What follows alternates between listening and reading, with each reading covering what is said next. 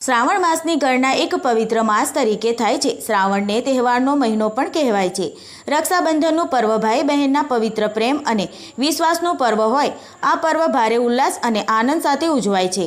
રક્ષાબંધન નિમિત્તે ભાઈ બહેનના હાથ પર રાખડી બાંધીને તેના ભાલ પર તિલક કરે છે અને મીઠાઈ ખવડાવી મોં મીઠું કરે છે।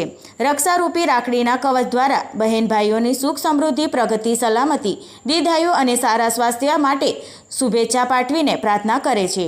જ્યારે ભાઈ પણ બહેનની લાજ સલામતીની જવાબદારી સ્વીકારીને બહેનના રક્ષણ માટે વચનબદ્ધ થાય છે તેમજ બહેનોને પોતાની યથાશક્તિ ભેટ પણ આપે છે।